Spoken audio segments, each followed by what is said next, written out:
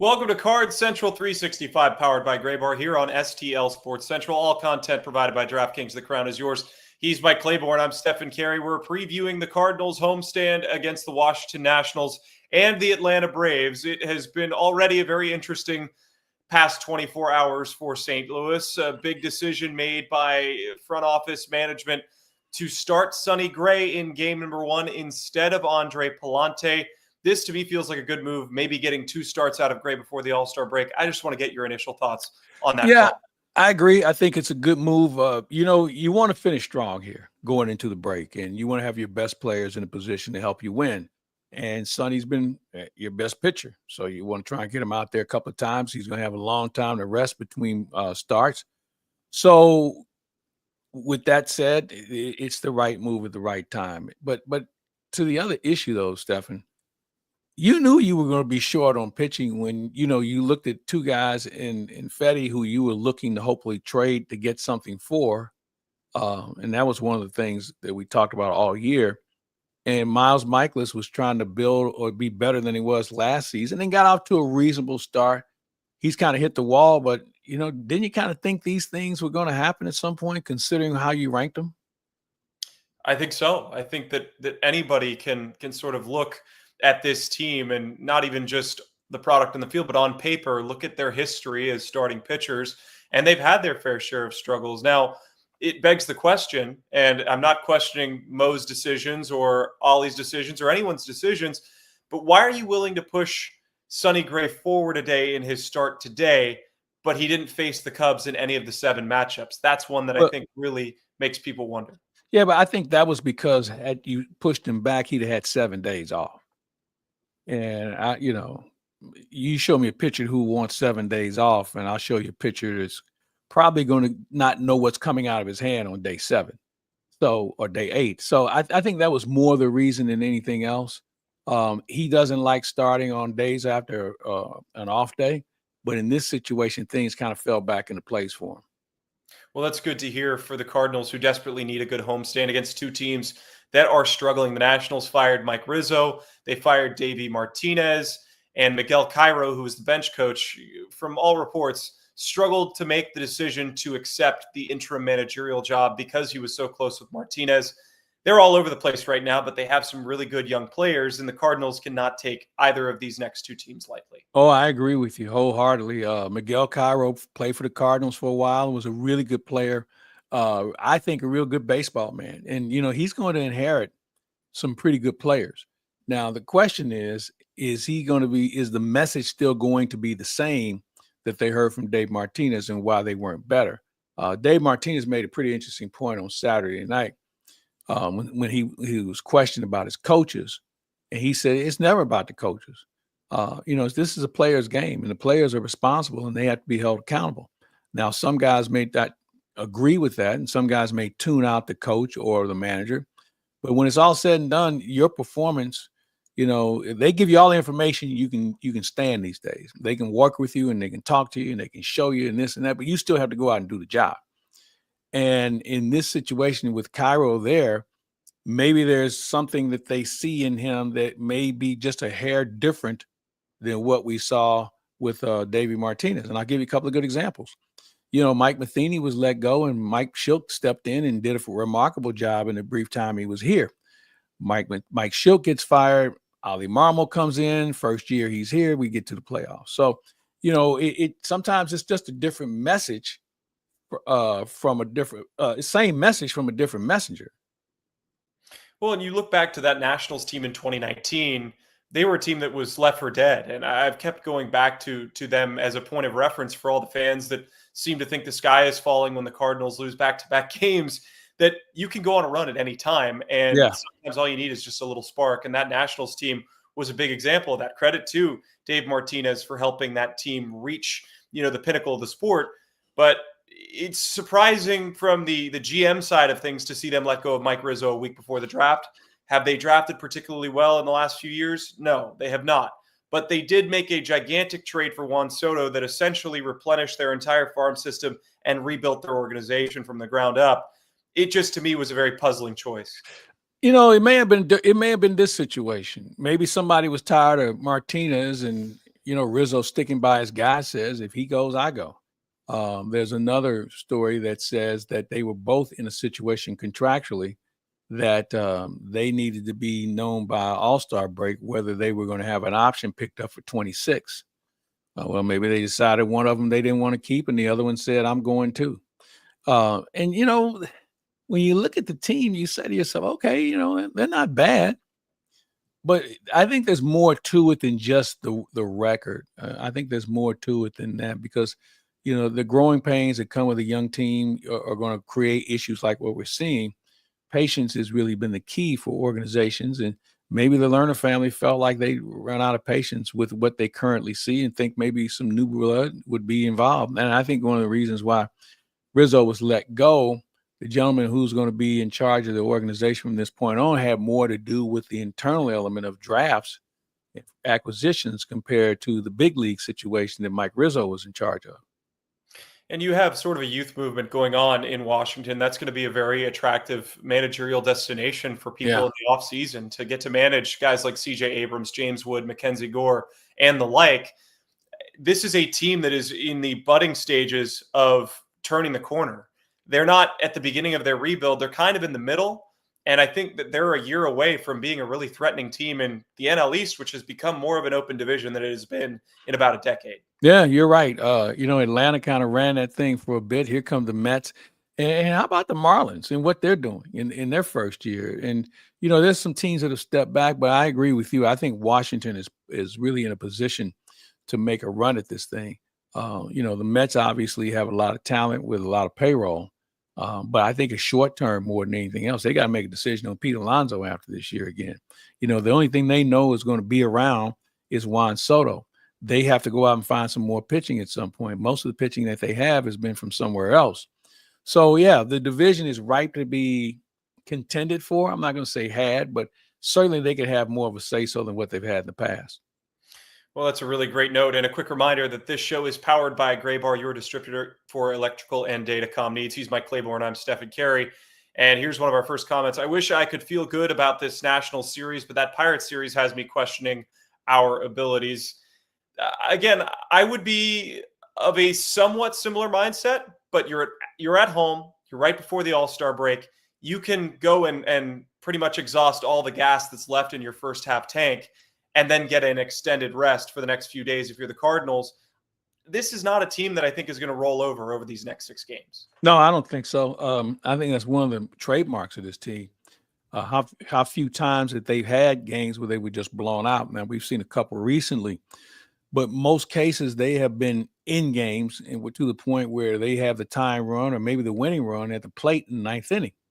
So, and I think that'll continue. But one of the things our last contributor brought up was the Pirates series. I'm not sure if I've ever seen more teams have streaks. They win 3 in a row, they lose 3 in a row. They win 8 in a row, they lose 7 in a row. I mean, I don't know if we've ever seen the league this streaky, and that goes from top to bottom. Look at the Dodgers this weekend. Dodgers have been playing some good ball, and Houston goes in and just breaks up all the furniture for 3 games. How many times do teams go into Dodger Stadium and win 3 in a row? The Pirates shut out the Cardinals 3 in a row. They go to Seattle. They haven't seen a run since they left. So it's one of those deals where you have a lot of teams that are so up and down, which is why it's really hard to read the game today, because I don't know if anybody knows who's any good on any particular week. And it is really a weekly thing. And the Cardinals conversation this week is Eric Fedde, Miles Michaelis, the starting rotation. Bernie Miklasz had a tweet the other day that I would like to get your opinion on. He said, really convenient that J.J. Weatherholt gets promoted to AAA in the midst of all this turmoil. Do you think it's a bit of a redirection or just happened to be timed out that way where J.J. was ready to get to AAA? Well, I think it's a couple of things. Maybe it's good news with regard. It took everybody's mind briefly off of the pitching woes right now and the fact you're not scoring as many runs as you'd like to. And it also begs this question. So he moves up to AA.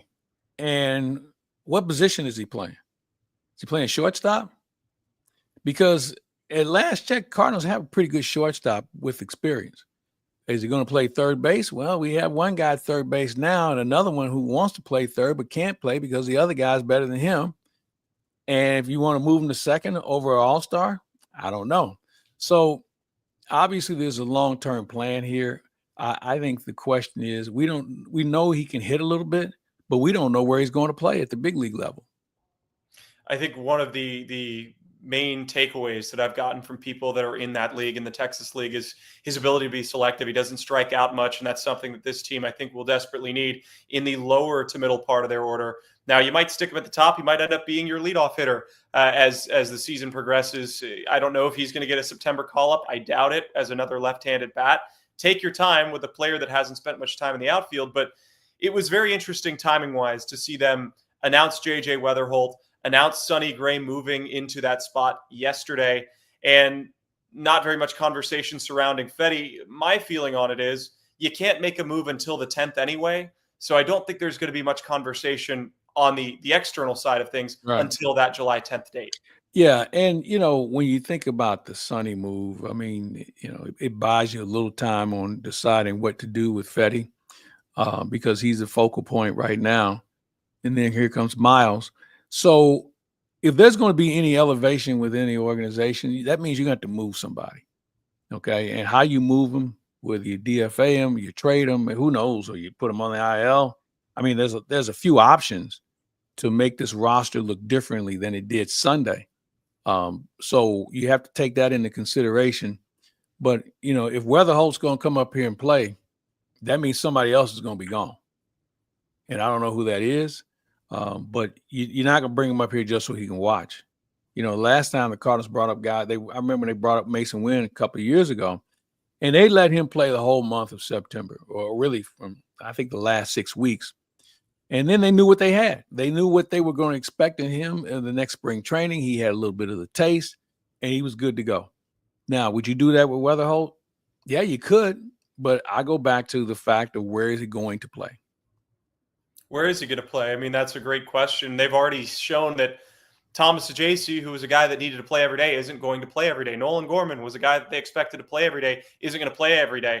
Mm-hmm. I don't think that they're going to handle J.J. Weatherholt, their first-round pick from last year's draft, the same way that they've handled those two. I think they prioritize him in a different way. Yeah, I think he's earned that right, although he's never put his foot in a major league batter's box. I think the fact that somebody thought enough of him to draft him as high as they did tells you that they feel he has a better chance of getting to the big leagues and staying than maybe some other players that are currently on your roster. So it's going to be a challenge, and I think you're going to have to find some creativity here within the organization, because when you bring him up, the main hope is when you bring a guy up, he's here to stay. He does something that keeps him here. So if you're going to bring him up, you better either have an open space for him or force him down somebody's throat to the point where he earns that spot over someone else. Well, take a look at the breakdown of all the guys that have been drafted from that draft class, right? Chase Burns is in the major leagues. Nick Kurtz is in the major leagues. You can look at Jack Caglione struggling in the major leagues, but this is an expedited process now. It didn't used to be this way. You used to expect, regardless of draft position, they would be in the minor leagues for a year and a half, 2 years. And I think they're a little bit more ready because the college programs are developing them. But you don't want to go to the point where you rush him too much and he loses all confidence at the major league level. Yeah, I think you touched on the key point here. First of all, college coaching has become better. Secondly, a good Division I program is probably commensurate to what you would look at AA. Throw in the age factor from a maturity standpoint. We're talking about 22-year-olds, not 18, 19-year-olds. And I think there are a lot of factors that go into why we're seeing more guys get elevated, because we're seeing teams draft more college guys, and they expect them to be more competitive. And if you come out of the right conference, you're probably ahead of most guys that are in your league that is the 26th, 27th, 25th, or 26th man. So there's a lot of things that go into it, but I think your point is a very valid one with regard to the maturity and the development that they're seeing before they're drafted. Less bad habits to be broken when you've played at a good college program, and JJ doesn't have a ton of bad habits. You saw his numbers over the last few weeks. He was absolutely tearing up AA pitching and hitting for a little bit of power too, which is something the Cardinals will desperately need out of anybody that they call up. But again, another lefty, I think, adds to the complications of bringing him up at this point in time. We'll see how he does in Memphis. Now, a quick moment to discuss that we are brought to you by DraftKings, which is a great sponsor here for us on STL Sports Central. Let me pull up the ad read here. Claibs, fill some time for me with some of your thoughts going into this. As Stefan tells you all about our good friends from DraftKings, the crown is yours, and we'll tell you more about how you can be able to wear the crown. Cardinals in action tonight, as you know. The Washington Nationals, with Miguel Cairo leading the way as their manager, will be in town for 3. And then the Atlanta Braves are going to roll in. And my concern is, with the Braves struggling as they are, as much as we know Brian Snitker is a good baseball man, he's dealt with a lot of injuries this year. Will the Braves be patient enough to stay with him when he's already indicated that maybe this could be his last year? And the reason why I bring that up, if you're going to make a change, you normally make it around this time of the year where you still have enough time to compete and maybe make a difference when it comes to a postseason play. So it's my hope that Brian Snitker is going to be part of this team when they get to St. Louis. And I hope he's part of the team when they leave St. Louis. So those are the two before we go into the All-Star break. So it should be an interesting time to see how teams play hard. Some will play hard. Some of them are already thinking about Acapulco. And the ones who are thinking about Acapulco, those are the ones you really want to play, because you can only concentrate on one thing in this game, and that's the game in front of you. So it'll be interesting to see how things unfold this weekend, and certainly at the beginning of the weekend. It starts tonight with Sonny Gray on the mound. Not to mention, Snitker will be on the staff of Dave Roberts for the All-Star game in Atlanta. So that would be a really difficult decision to let go of Snitker ahead of the All-Star break. And we'll see how they handle it. I personally love Snitker. He's been great to me and great to my family. So we'll see. But that doesn't mean that I don't want the Cardinals to take all 3 against the Braves. Now, baseball season is officially underway. Mike Claiborne, thank you for the save. And it's time to step up to the plate with DraftKings Pick 6. Think of DraftKings Pick 6 as your fastball right down the middle. It's the easiest way to play for cash and take a shot at a big win. Just select 2 or more players and choose if they'll have more or less of a stat. Pick 6 is available in most states, including California, Texas, Georgia, Missouri, and more. Cash in your baseball knowledge. New players get $50 in Pick 6 credits instantly on just a $5 entry. Download the DraftKings Pick 6 app and use code STL Sports. That's code STL Sports for new customers to play. $5, get $50 in Pick 6 credits. Better payouts, bigger wins. Only with Pick 6 from DraftKings. The crown is yours. Gambling problem? Call 1-800-GAMBLER. Help is available for problem gambling. Call 888-789-7777 or visit ccpg.org in Connecticut. Must be 18 and over. Age and eligibility restrictions vary by jurisdiction. Pick 6 not available everywhere, including New York and Ontario. Void where prohibited. 1 per new customer. Bonus awarded as non-withdrawable Pick 6 credits that expire in 14 days. Limited time offer. See terms at pick6.draftkings.com/promos. Welcome back to Card Central 365, powered by Gray Bar.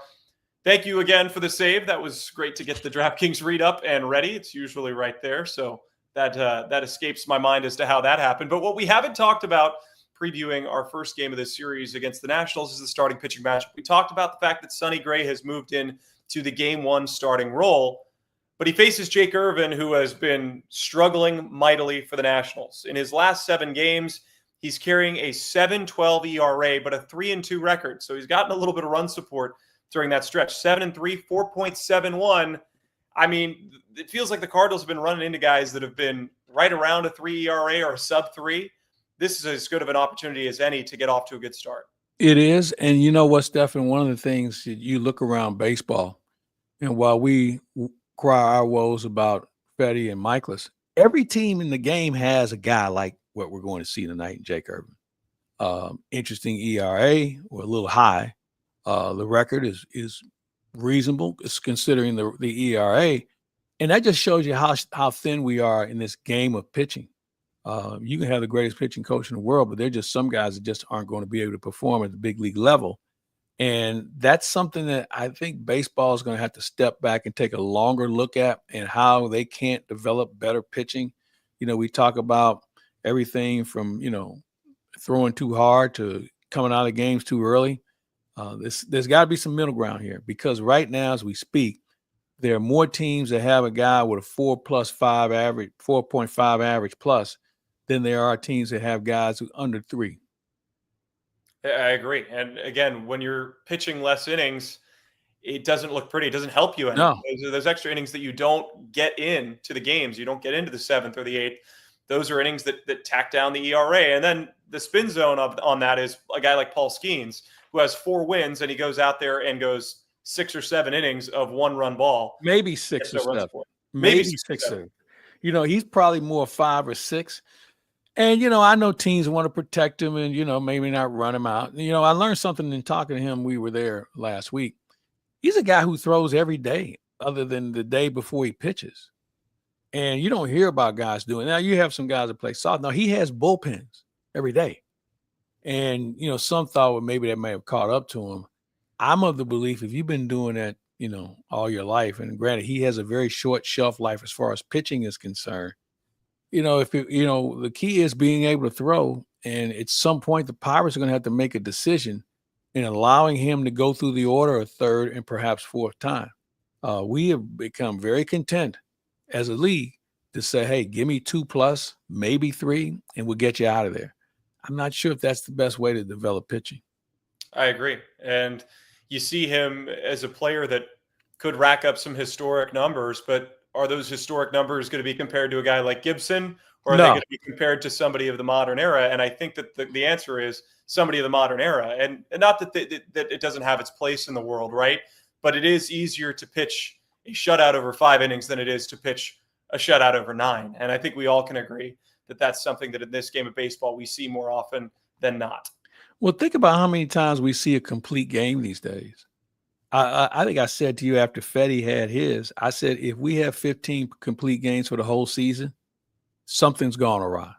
I haven't looked at the number. I'll look at it tonight to see how many complete games have been pitched, but I don't think we're at double digits yet. And if we are, we're very new to it. So it's one of those things where the whole mindset about pitching has changed with regard to how they're perceived analytically. And, is it better to go, 5 innings, 5, maybe 5 1/3 or whatever, or get into the 6th inning with a 100 pitch count and then turn it over to the bullpen? The key now in the game is if you don't have a pen, you don't have a chance. And because if you don't have a guy who can come in and give you 6 and 7, we know about the setup guy in the 8th, and then here comes your closer. So you have a chance to use 4 guys every night. And then there's 4 guys sitting there saying, I guess I'm going tomorrow night. And that's the dynamic of the game now, where they just ask you to give me all you got for as long as you can. Well, we've learned that as long as you can doesn't go as far as it used to. Well, Claibs, there's one final question that I have for you. The Cardinals did sweep the Nationals the last time they played in our nation's capital. Do you think the game plan changes at all at home, especially considering the struggles against the Pirates and the Cubs, or do you stick to the same game plan? We know Brant Brown has been very much on the ball in terms of new opponents and getting this team ready offensively. How do you think the game plan shifts as the homestand continues? Obviously both teams have seen each other. You have some guys that are swinging the bat better. And I'm sure Washington can say the same thing. But, I think you just have to have the same patient / aggressive approaches, as I like to use, because you can't get yourself out, and you need to look early because most pitchers want to get ahead in the count. Some guys haven't mastered the fact that they can hit a corner for a strike compared to just throwing it down the middle, thinking you're not going to swing at it. So that approach is done well for the Cardinals. You just got to get on teams early. I don't think you can wait until the 7th inning because bullpens have become really good. Now, some of those bullpens may be chewed up a little bit as we go into the break, but that doesn't mean you can't get a guy that's had a day off come in and give you some problems. Well, your strategy hasn't changed much throughout the course of the year. Score first, score early, and get into that bullpen. I think that's the one that you've gone back to every time, and it's so true. It works. The Cardinals are trailing every single game, yeah. And when they aren't, they win. So we'll see how it plays out against the Nationals tonight. First pitch is set for 6:45 Central Time. Sonny Gray versus Jake Irvin. Cardinals trying to get back on track after a tough back end of their road trip. For everyone here at STL Sports Central, all content is provided by DraftKings. This is Card Central 365, powered by Graybar. Claibs, any final thoughts? No, just let's go out and finish the week strong. I think that's what they have to look at. And, then we'll let the break take care of itself. And then, they'll go through the draft. And I know John Mozeliak was quoted as saying that, after the draft, he expects things to heat up. Well, I think for the Cardinals, if they really want to make a statement, don't wait for the last day of the deadline thinking you're going to get a deal. If you need a deal, you know what you need, go get it. You know, some people will say, well, the price will be higher. I think the price gets higher the longer you wait. If you know what you want and you have a target, then go for it. You know, now the question is, what are your assets? What are you willing to move? And what do you want? You know, and those are some questions I'm sure they're still wringing their hands over, trying to figure out what's next for the Cardinals. But let's just finish this week strong, go into the break, do the draft, and get your man or men. For a young team, club control is going to be very important. We'll see how they approach the draft and the deadline. Claibs, thanks so much. We will hear you on the radio, hopefully in the post-game interviewing a player after a Cardinals victory in Game 1 of this series. Looking forward to it. We'll talk to you soon.